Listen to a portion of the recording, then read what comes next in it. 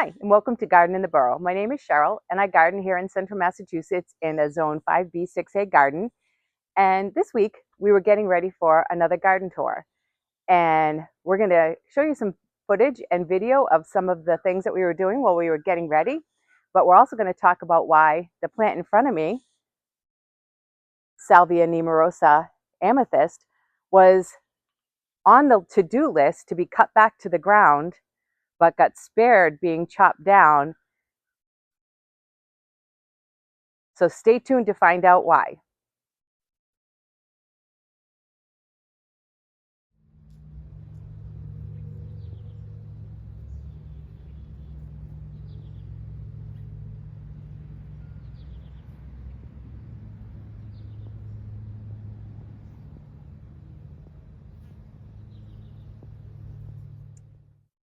So we're going to talk about this salvia and why it didn't get cut back.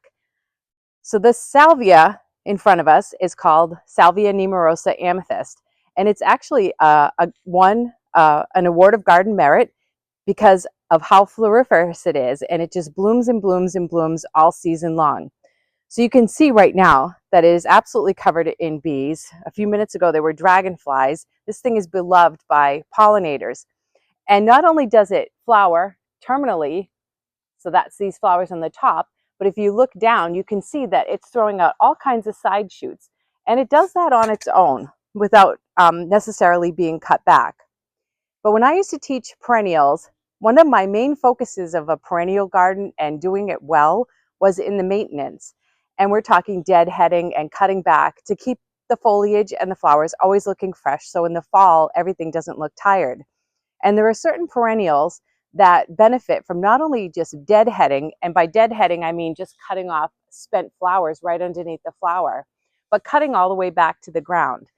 And I do this with things like ladies' mantle and perennial geraniums, and then they'll throw out a whole new flush of beautiful fresh foliage that will last throughout the whole season and look great. And perennial salvias are another plant that I treat the same way. So usually after their first flush of blooms, I'll cut them right back to the ground.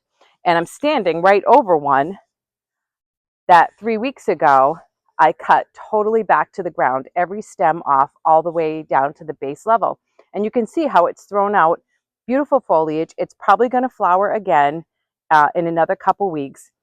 But I didn't do this one because it was so covered in bees. And so I made a note to come back at night or early in the morning and cut it back when there wasn't going to be any chance of getting stung.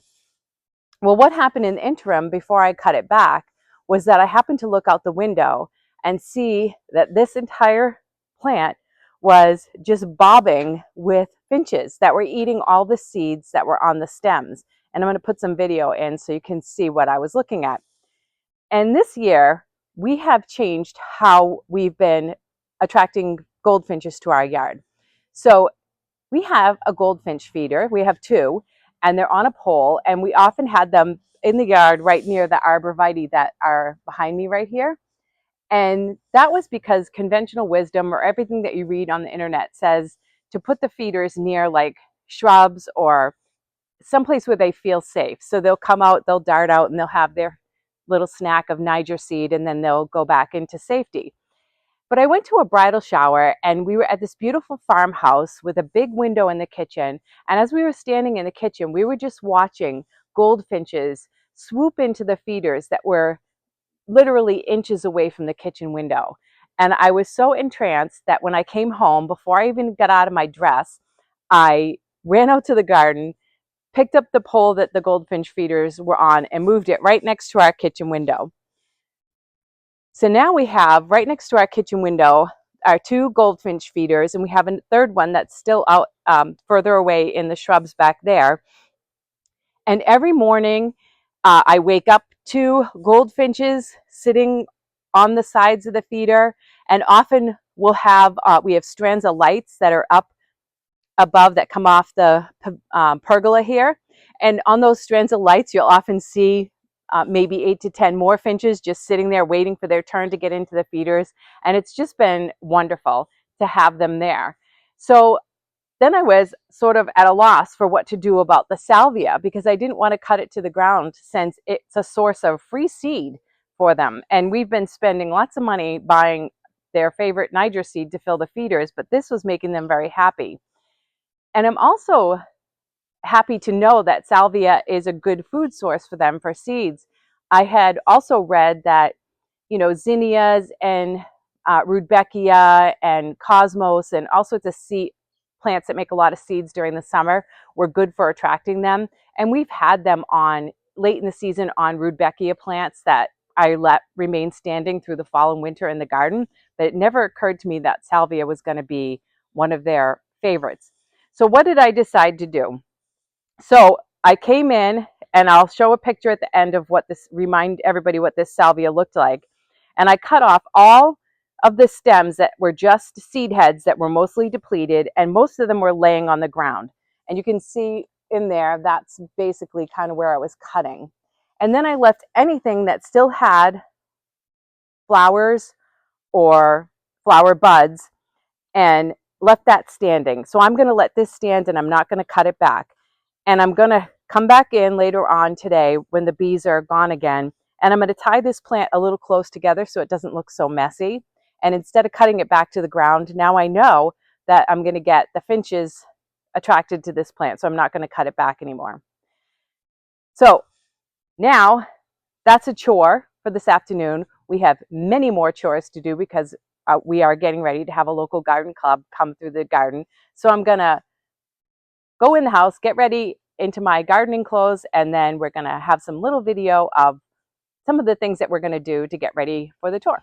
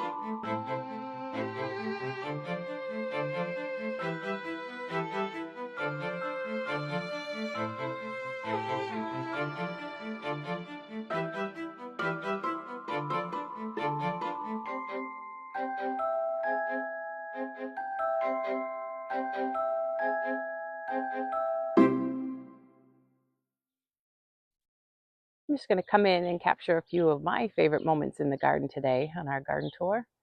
And one is underneath this serviceberry tree is a daylily, I think is red charmer. We moved all the daylilies, all the red daylilies, and the labels got all mixed up, which is right in front of Hydrangea serrata, tough stuff, covered in bees. It looks so pretty. And from this side.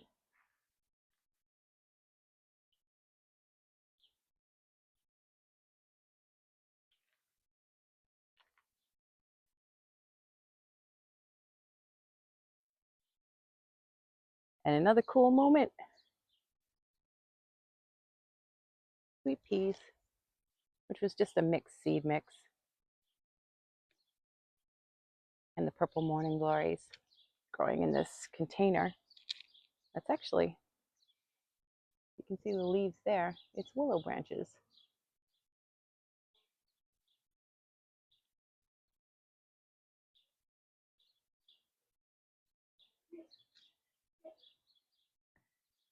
Poppy. And the last of my favorite moments from the garden today are this Oran-Pet lily, Scheherazade. I have this growing in a couple places in the garden, and the fragrance and the flowers are so beautiful. And then right behind it, going into the back garden, the trumpet vine cascading over this arbor. Sometimes it's the simplest plants that bring you the most joy.